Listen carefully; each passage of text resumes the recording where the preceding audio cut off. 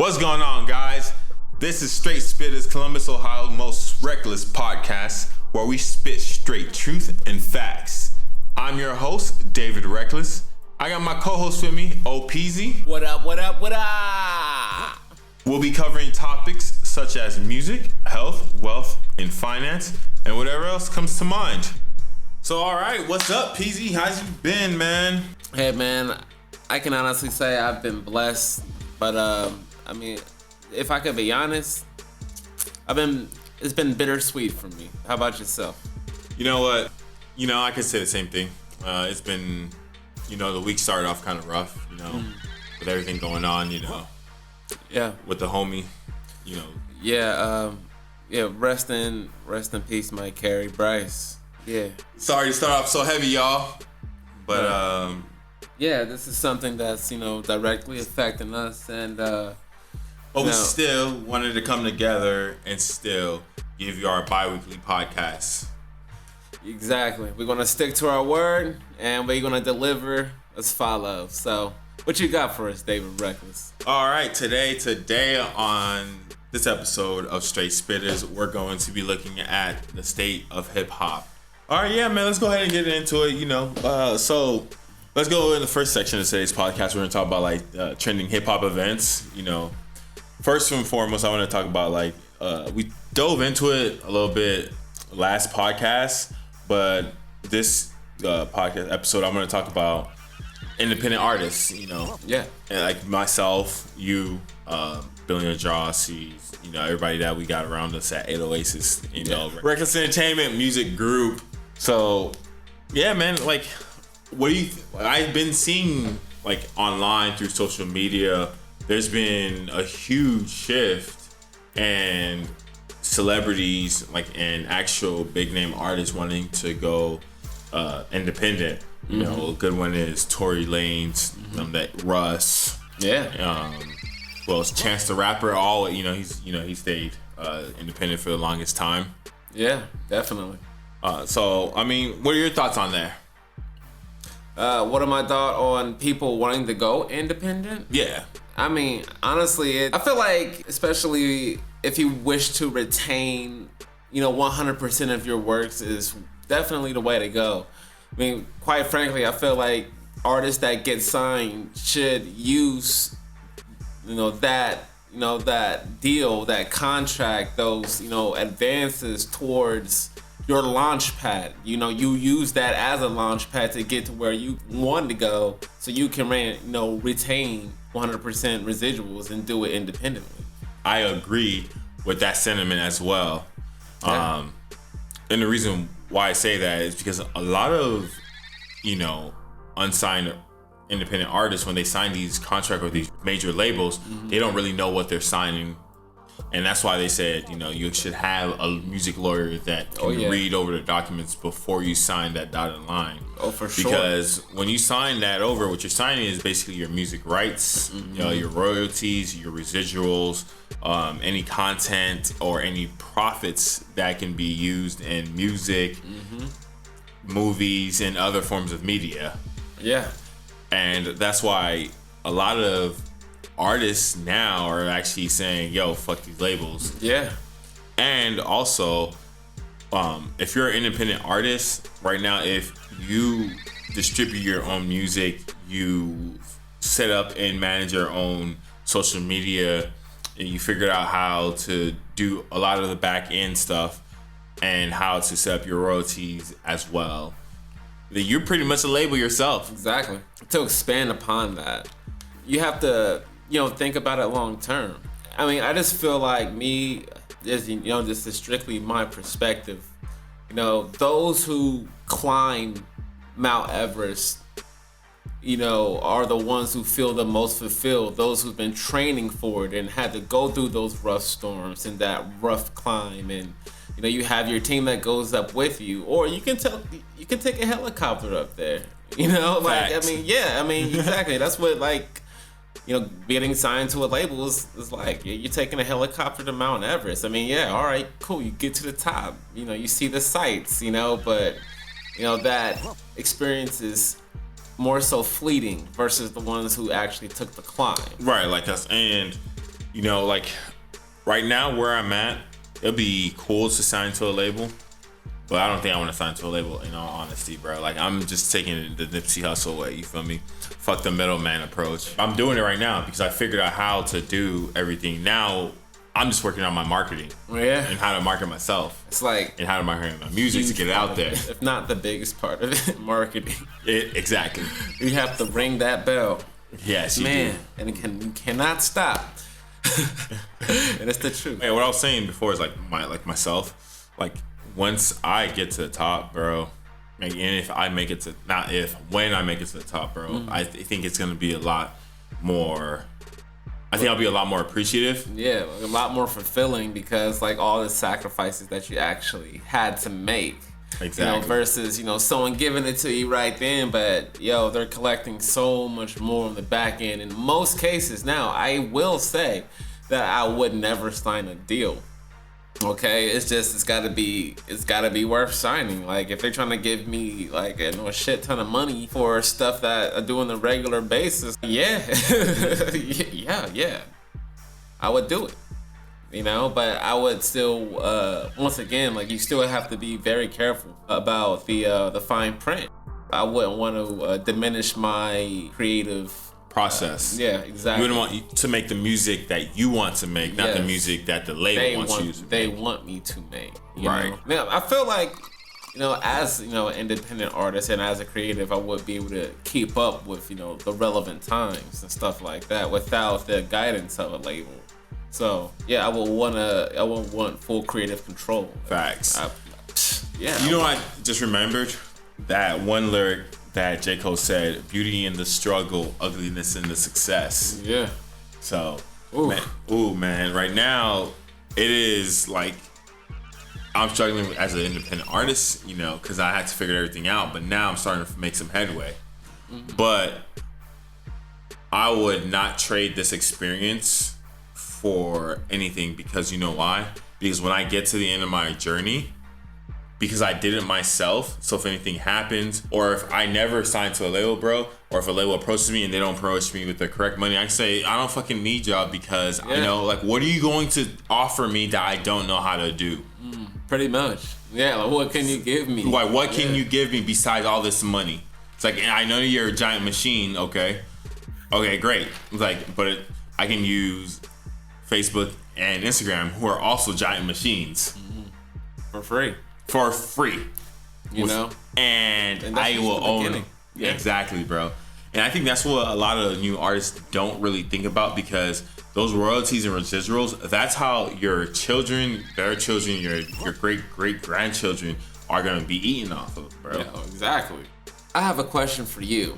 Go ahead. So what type of artist do you think labels are looking for in these times? See, that's a good question. This is actually a great segue for the next section. So the reason why I say it's a great segue is I told myself, I was like, I'm not gonna give him any more, notoriety, because any negative attention is still attention. And I think you can already see where I'm going with this. I know exactly. You already know exactly where I'm going. So we're not even going to mention it, because we're not going to give it any more fame. It already has. So you feel me? But we got to, for the fans, So if they don't know who I'm talking. Okay, go for it. So a good example, what I've seen right now in a lot of videos I've been watching on YouTube, and a lot of people who've been real hip hop heads, who's even deeper than us, who are about this music, this music life, who review music for their page all day. They're noticing a lot of industry plants too, and I believe Tekashi 6ix9ine was an industry plant that didn't go the way the industry wanted it, and because he's a plant, look how everything played out. This man is literally playing with his life. He's gambling with his life, dog. And I don't know if you saw it on Instagram. He went to the, Big Bro's Nip, memorial. Wow. Right, and then and people were the game was I can't remember exactly what he tweeted, but he's yo, keep playing with it, but keep all that fake sucker shit away from us. You feel me? real recognize real, bro. See what I'm saying? For sure. And I just can't fuck with that, bro. Can't. It's beyond me. Like, I'm gonna get a lot of flack for this, though. Yeah. But I'm gonna still say it anyways. I still like him, though. But you know who I think else is an industry plant? Who? Posty. Post Malone. Post Malone. All right, so define for me industry plant. A good example would be like back to the 6ix9ine example, bro. Like this, like if you go back, bro, like you don't have any independent body of work, bro. Like I tried to find like independent body of work of his before like his blow up, bro. I can barely find any, dog. You know what I'm saying? And then sometimes like how somebody just boom lands on the scene, bro. But yeah, you just like what the fuck? But don't get me wrong though, there are some people who are really well connected. You feel me? And who do have those deep pockets and those deep connects, who can just pop off on the scene. But how often does that actually happen? So I don't know how to approach this next topic, bro. Go for it. But I think I'm just gonna approach it with nothing but congratulations, you know. Yeah, I gotta give Cardi B and Meg Thee Stallion, bro, their props, bro. Yeah. They went #1 Billboard, bro. Hip hop did that, bro. Oh yeah, I mean, I already knew they would. Yeah, like especially with that video, like no. Oh yeah, there was no way. Yeah, bro, like they could. They weren't gonna miss. Like, come on, they're like two of the actually the two biggest like women in hip hop like right now. Probably like minus Beyonce. I wouldn't consider Beyonce hip hop. She's literally a pop star. Yeah. She's a pop star with hip hop elements? Well, Drake is also considered a pop star. He's not considered hip hop. For real? But this nigga always rapping. He's on pop charts. Wow. Huh. I didn't know. Well, pop is just popular music. But yeah, it takes the hip hop, element away from it. They try to take it away from. See, no, that's fucked up then. Like, yeah. Because that's hip hop, bro. That's like. Exactly. Well, some of the stuff he's been making lately has not been hip hop. Yeah, you're right. Of course. There's been more like ballads and bops. Yeah, exactly. Like, grooves. Like definitely like poppy. Yeah, definitely. Elements. I could see that. For a while, he would be on the pop charts. Yeah. But he does have a lot of hip hop songs, though. Yeah. I'm not gonna say he's never been crushing the hip hop charts before, but I feel like these days, yes, he's considered a pop artist. Yeah, he's more a pop artist. Yeah, but Megan Thee Stallion and Cardi B, definitely hip hop. Yeah, man, that's crazy, bro. So yeah, definitely gotta give it up for the two queens right there, man. That's awesome, bro. Absolutely. Bro, I hope to chart one day. Hope. No need for hope, man. It'll happen. Yeah, definitely. Facts, man. Exactly. I'm actually putting a marketing campaign for the first album, bro. Really? Yeah. We actually need to finish the EP. People keep asking me, like, bro, when are you dropping the EP? I was like, man, I'm so focused on the podcast right now. Yo, I mean, well, hey, man, all we can do is one thing at a time. Yeah, man. So like Nipsey said, you gotta lay one brick at a time, and then one day you'll look up and you'll have a solid foundation. Mm-hmm. And that's what I'm trying to do. But yeah, man. Bricks. Since we're still on the topic, what do you think about that video though? That WAP? I mean, it's. I guess I appreciate the visual aesthetics and stuff like that. You better appreciate the visual aesthetics. I mean, but it's like, You think it was very revealing? Actually, it wasn't as revealing. I've seen worse. Really? Yeah. Well, yeah, we actually seen the whole thing. Way worse. Oh, I mean, dare I say it was actually kind of mild. It wasn't really too explicit at all. You think it was mild? Compared to what I've been seeing, yeah. Man, what you been watching over there? You watching over there pornos over there? Have you seen like the Weeknd's videos and stuff like that? Bruh. I mean, yo. I mean, it's the Weeknd though, but this. Nah. Well, their song is called WAP. I mean, yo, come on. I feel like the video was rather mild, according to what the song suggests. Right. All right. Okay. Yeah. Okay. 100%. Okay, I can agree with you. All right. I'm not even about to say it. No. Why? Y'all know what it means. Yeah, they know what it means. But congratulations to Cardi B and Megan Thee Stallion. Yes, sir. Yes. We are proud of y'all. Y'all know what y'all was doing. They did. Y'all know what y'all was doing. And they did. They hit the mark exactly where they was trying to go. Yeah, they aimed for a target and they hit it, bro. That's dope right there. I wonder how Nicki Minaj is gonna take this. Well, I mean, what do you mean? How's she gonna take it? I mean, like for real, I think Cardi B is the evolution of Nicki Minaj, and Nicki Minaj is the evolution of Lil' Kim and Trina. And don't forget about, I'm gonna take it way back on them, Eve. Oh yeah. You feel me? Eve, you feel me? Yeah. So I think basically Cardi's just the next evolution of what we've been seeing. And actually this helps me segue into the next section of the podcast. The evolution of music and why rap is how it is now. For sure. So which reminds me of what you said last time about J. Cole and how you feel like he was the embodiment of hip hop. Yeah, like what hip hop should look like. You know what I mean? Right, what modern day hip hop should look like. Yes, 100%. I don't have to get back into it. For sure. I mean, we can kind of get back into it though, but because I guess we kind of had to get back into it because, we went from having straight spitters, that's not, pun not intended, you feel me? When I say straight spitter, Nas, you feel me? Ludacris, Jay-Z, Pop, Biggie, Eazy-E, Ice Cube, and the list goes on and on, you feel me? Eminem, I mean, yeah.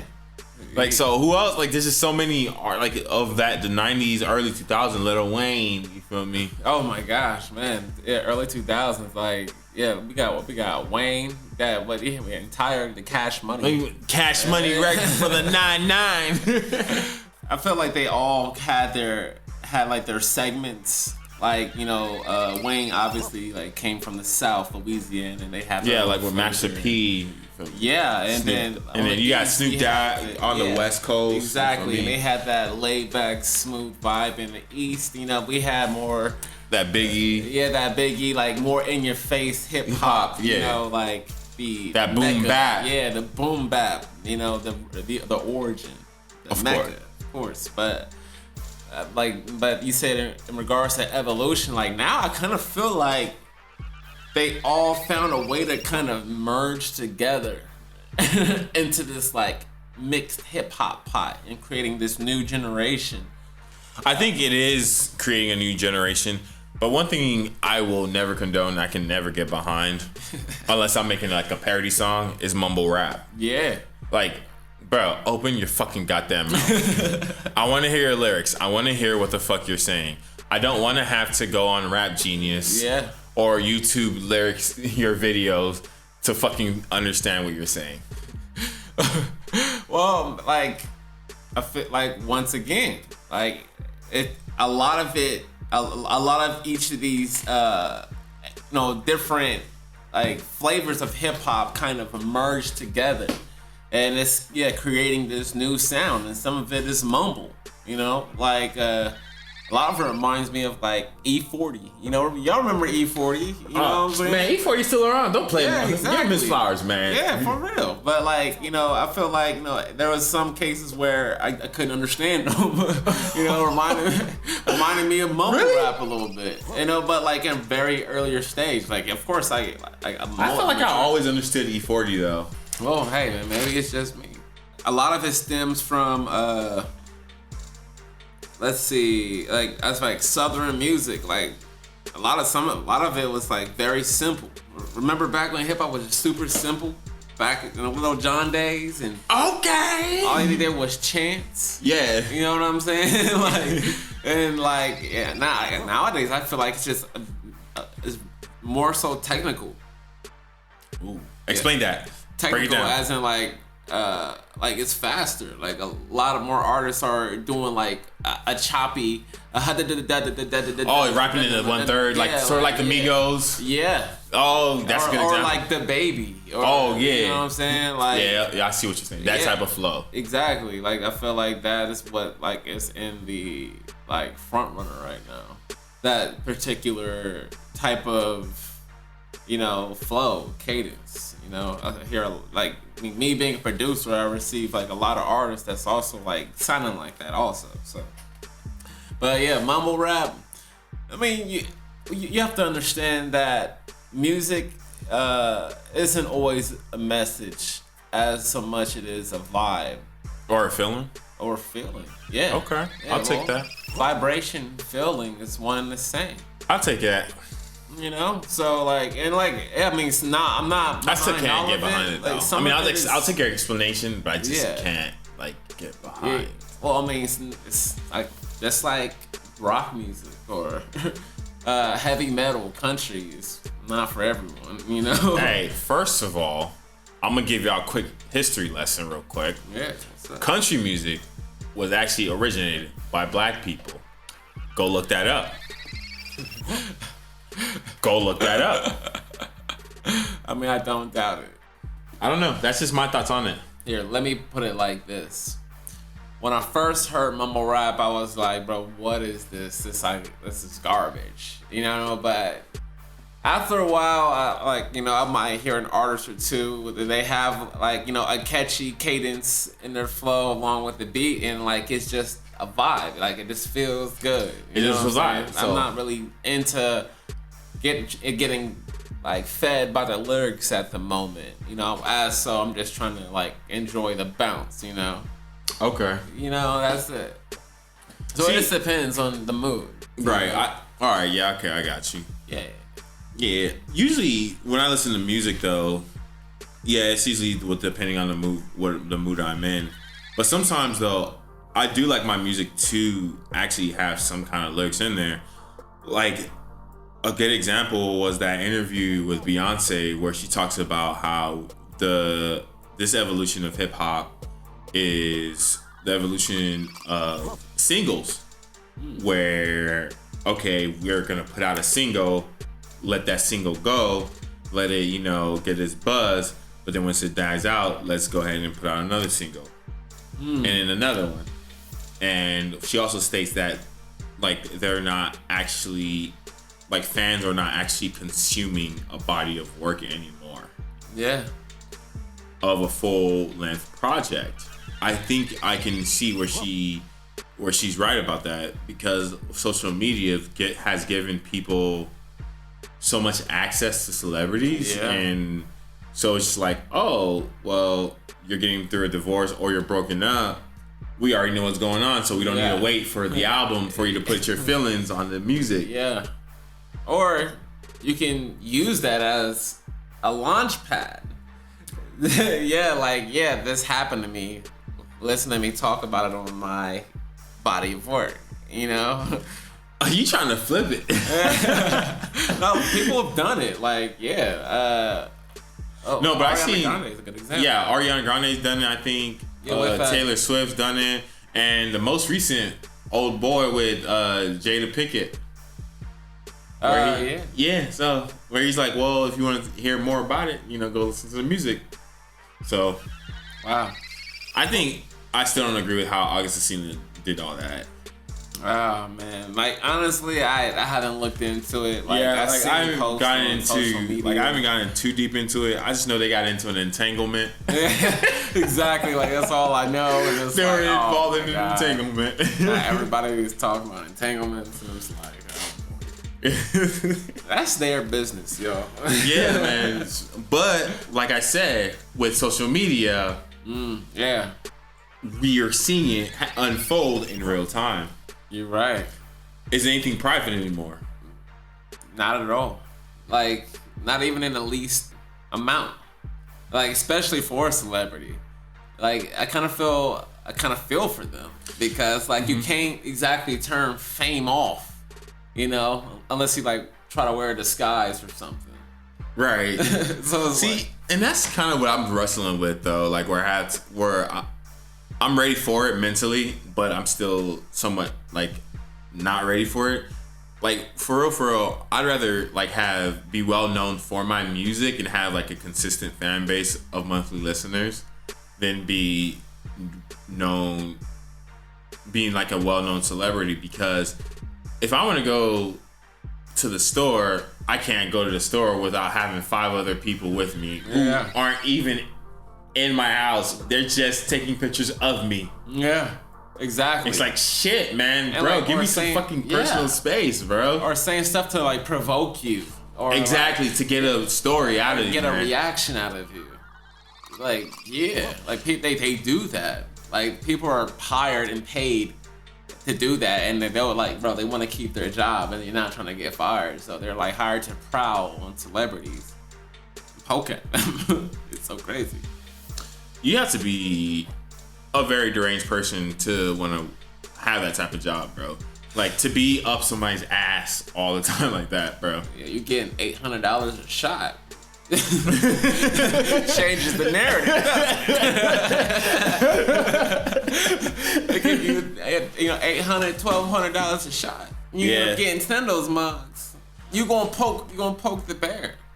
But still though, like, you poking the bear, bro. You gotta put food on the table. I'm not justifying it now. It's just like reality. Thank you for clearing that up. That you're not condoning that. Yeah, I do not condone this at all. Like, people deserve their privacy. Like, I'm a huge advocate for it, you know? It definitely exists. It's a thing.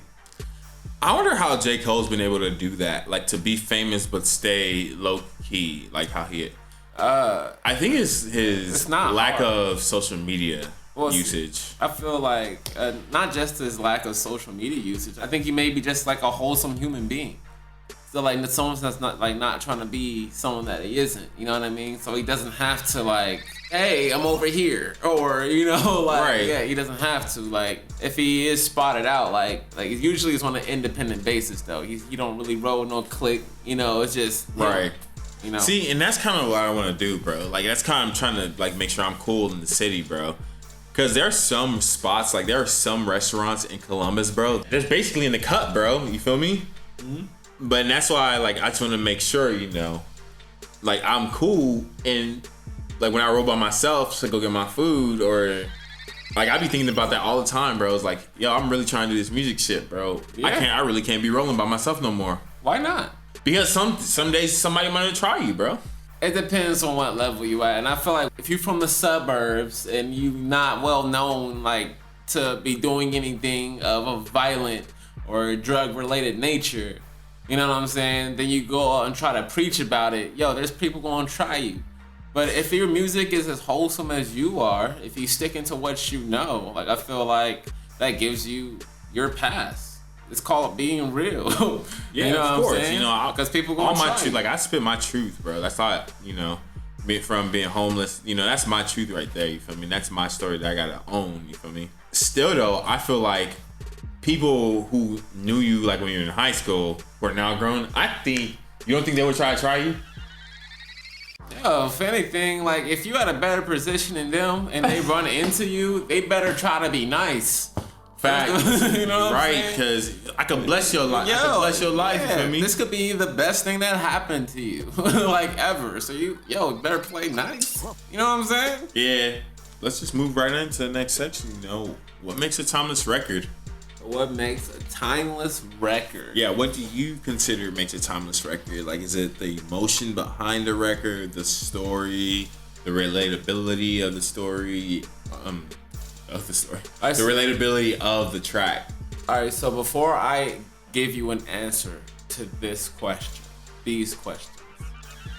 I would like you to answer me.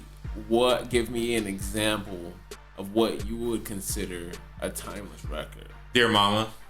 Dear Mama by Tupac. By Tupac. Okay. What else? Hustle and Motivate by Nipsey Hussle. Okay. H to the is O, V to the is A. Timeless right there. Yeah, that's on. Yeah, timeless. Dum, dum, dum, dum, dum, dum. Represented for all the gangsters across the world. Come on, man. Don't do this to me, bro. Come on, man. You know what timeless record mean? Like, I mean, I guess, yeah. I guess it would be something that just an instant classic. Well, so let's break down timeless. So I would say because this song was able to capture a certain feel with a large amount of people, and it still makes them feel that way, 10 years later, 15 years later. That's what I would consider to be a timeless track, because I can go back to it at any moment and still feel that feeling. So what it sounds like you're saying is nostalgia, the feeling of nostalgia that it brings. Yeah, for sure. So for you, it'd be the emotion. Yeah, like the emotion that I felt when I first heard it, and it's like, oh my God, what is this? Okay. Yeah. Timeless record for me. I'm gonna be timeless for me. Yo by Chris Brown. I fucking love that track. Like no matter what, like I love it. For real, I would have never expected that, bro. Exactly. I'm learning so much about you, bro. Yeah. During this podcast. That's my shit. Yeah. Let's see what else. For me, would be Lil Wayne's "Fire for Fireman." Fireman, timeless. You can spark it up. I'ma put you out. I wouldn't leave it name out to that Lizzie, one baby. Timeless. What? But I feel like Lollipop would be timeless for Lil Wayne. Yeah, because like it had a vibe and a feel, and every time I hear Lollipop back then up until now, I'm still vibing. Okay. like for real. So yeah, like what's another good example? Gold Digger by Kanye West. That is 100% a timeless track. 100%. Same thing with Good Life by Kanye. Welcome to with T-Pain. Yeah, you know what? You are right, because I know exactly where I was when I first heard that. Buy You a Drink by T-Pain. Buy You a Drink. Oh my God. Timeless. Because I still want to snap your fingers. Do your thing. Yeah. Oh shit. So so what's there? I love it when you call me Big Pop. But so ask me your question again. What makes a timeless record? So what makes a timeless record? So now that we gave you examples, to me, what makes a timeless record is, so the beat in itself has gotta have that. It's gotta have that element. It's gotta have that sauce. It has to be immediately attention grabbing. Yes, exactly. Like I don't know, like too many hits that were created to. Let me not say that, because I'm pretty sure there. I was looking at you kind of funny. I was like, huh? I was like, shall we go through the list of the OGs? I want to take you to the candy shop. Oh, it's. Would I call that timeless? I'm not sure. Bro, you're calling Candy Shop. Please don't tell me you're not calling that. You're not saying that's not a timeless record, bro. That is a timeless. Bro, I know track for 50 Cent would be like Wanksta. Wanksta? I feel like, yeah, that's one of his biggest tracks. Nah, I think Candy Shop and Many Men. Many Men. Oh yeah, Many Men. Dun, dun. Yo, How about this though? Let me ask you this question though. Can a track that is reflecting what is currently going on in our society, in our culture, can that be a timeless record as well? Absolutely. Because there's nothing new under the sun. One thing one person experienced, another person has experienced. And I feel like, even though this is something going on today, someone else down the line could have experienced that exact same thing, and then they'll be able to resonate with it like deeply. So yeah, absolutely. Okay. 100%. Now, if it's like directly related to like a specific topic, like Corona, you know what I'm saying? Like, yeah, I feel like maybe that might be just a fad, because like it'll die off eventually. All right, what about YG's FDT. I think that's a classic. FDT. Fuck Donald Trump. Yeah. I mean, well, there goes half my fan base. Oh man! Wait, don't leave me. I mean, I feel like at this point it might be a fad. Not like that. I wouldn't consider that one a classic. Maybe a hood classic. A hood classic. You know what I'm saying? A hood classic. Okay, I'll take that. I'll take a hood classic. Yeah, for sure. You know, but I mean, I fucks with the track. Would you say Candy Shop is a hood classic then? And Wanksta's timeless. Yeah, Wanksta. Well, maybe. Well, I feel like they both did great, but Many Men for sure. All right, yeah, man. This leads us into the last section of the podcast for today. Can I get a drum roll, please? The sexiest woman in the music scene today. On the hip hop scene? Yeah. Or just the music scene? I would say more geared towards hip hop, R&B, more towards our culture. Off the top of your head, bro. But anyways, I wouldn't know, honestly. Like, since you don't have any answers, I'll go first. I have to honor the most elegant of queens, Beyonce. You cannot not mention her as one of the top sexiest women in hip hop. Yeah, for sure. On the music scene, for sure. Then immediately after that, I said Rihanna. Bad Gal Riri. Cardi B. Who else? She may not seem like it though. Rhapsody though. Rhapsody. Like the rapper. Yeah, I love Rhapsody.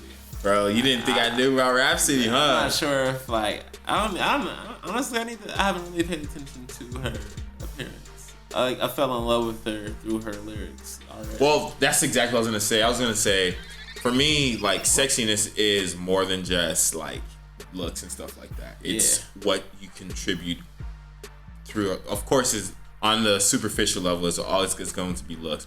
Who else, man? Well, but let's see. Well, I'm not sure if she's considered hip hop, but I would have to say Jhené Aiko. Jhené. Yes. Yeah. Kehlani. I like Kehlani. I think Doja Cat's pretty fly. Doja's pretty fly. I don't know. Doja, she's not my complete cup of tea. I do love her Move video though. Yeah, so I mean that's all I got, my man. You know, once again, like I mean, it's like I don't really look for like appearance in regards to like music. Like I've kind of made that like a rule of mine. Like I don't really want to know what you look like. Like I want to just know what you sound like. I don't want your visual to affect your craft. Right. For me, you know. So I think that's a lot of what's wrong with our culture now. We don't know how to separate the artists from the music. Exactly. You know. And like like I feel like that's what we should be falling in love with. Like I mean I feel like character, especially as a famous person, is very important. Yeah, man. And you should, you know, I don't want to say should, but it would be wise to carry yourself in a certain manner to maintain a certain light. But you know, ultimately, what you are bearing from your soul to us through your craft is what should be sought after, rather than you know what do you look like this Wednesday, or what outfit you chose, or you know what food you buy from the store. You know what I mean? Like I remember a time where like it was really just for the music. You know what I'm saying? So I gotta definitely add LMA, because dog, that girl can sing too. Yeah, she can sing. Not sing, she can sing. I've only heard like the one song. Now LMA, she got go listen to some LMA songs. Like my girl put me onto LMA. Like besides the boot up song, like my girl, she's like, I was like, who's this? She's like LMA. I was like, oh, okay. Let me go ahead and hit that little download real quick. Yeah, you feel me? So okay. Without going too deep into like the male patriarchy, like that type of conversation, why do you think our culture validates women's looks so much? I'm sorry, it got real right there for you. But that's a genuine question. That I've always, as a guy, I was always like, I understand, like I'm attracted to looks, but at the same token, I was also like wanting to know, like, why is it that female rappers and female musicians don't get as much notoriety as their male counterparts?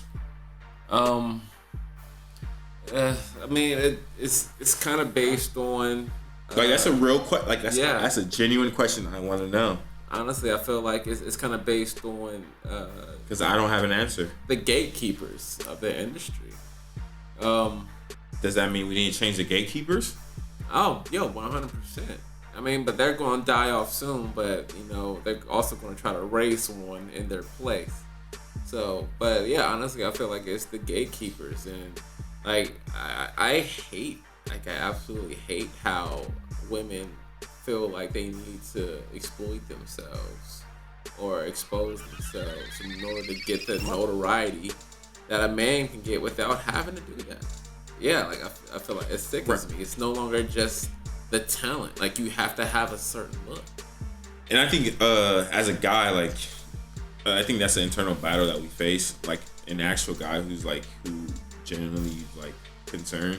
Like, cause as a dude, I'm like, dang, she's, like I'm a look. You feel me? I'm not gonna look. Yeah. But at the same token, I always like. Eventually, I'm like, yo, why is it like? That's not okay. Because that's not the way, Exactly. Like that's not okay. Then she's not a piece of meat. You feel me? Yeah, exactly. And like, being a producer and being around beautiful women like all the time, it kind of like really helped me put a buffer between that. Like, not seeing every single woman, attractive or not, as someone I could possibly want to like get with. Right. And yeah, man, I feel like this is a mentality that the industry heads should definitely like try to incorporate. Because like once again, like I feel like there's women out here just as good as the guys, but facts, bro. If they do not have like a big chest or a big ass, or flat stomach, or you gotta have your nails done. Show me something natural, like ass with some stretch marks. So sick and tight of the Photoshop. And I feel like there's been like so much talent that had to go to waste just because it didn't have like a what society considers a pretty face or in front of it. True. So, do you think that women who are considered less attractive in the music industry chart less or chart lower versus your... Give me an example of a woman that you would consider is not as attractive. I'm not gonna be out here like judging, like putting like, oh, she's a 10, you see what I'm saying? Like, okay, a good example would be like Beyonce, bro. Almost anything Beyonce puts out is going to go gold. Yeah, she's also very talented, but she's also beautiful, incredibly attractive. It's the whole package, not everyone can have the stars align like that, where they have a major machine working for them that's behind them 100%,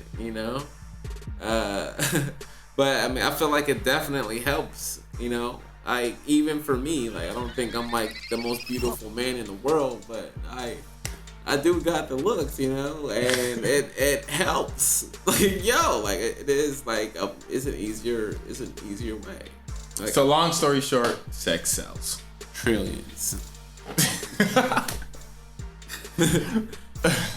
Like, you can't miss. Like, we all want it, we all need it, and we're still gonna look, even though how as bad as you say as you what it, you think it is, or you've heard it was, or to do.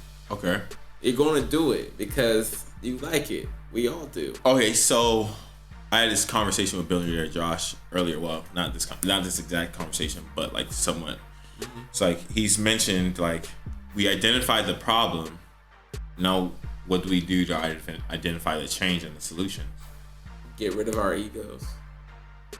And, you know, honestly, just come to the realization that even though we might have like a physical attribute in regards to like strength or whatever over, you know, most women.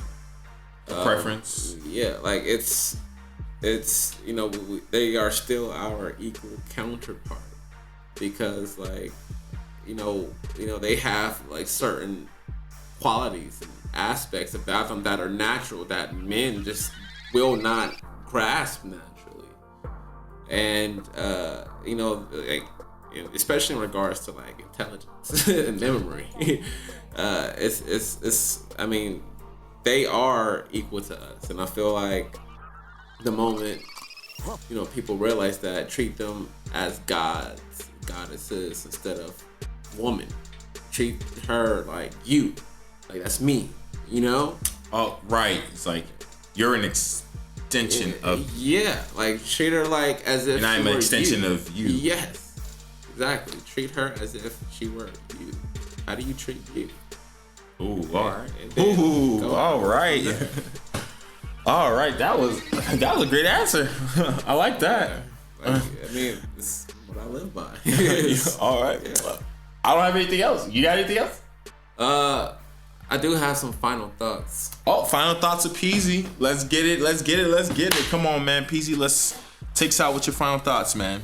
My final thoughts are, as you mentioned, you said, hey, I'm going to have to give her flowers, but if there's that loved one out there that if you haven't talked to for a minute, or you're thinking about, or, you know, you happen to have a spare moment to catch up with them, you should take it and do it. Give people their flowers while they're still here, because you'll regret it if you don't when they're gone.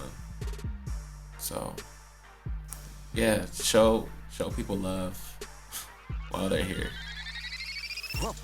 Thank you for tuning in today's episode of Straight Spitters Podcast. My name is David Reckless. My name is Old Peasy. And we out here. Stay safe. Stay dangerous. And stay reckless.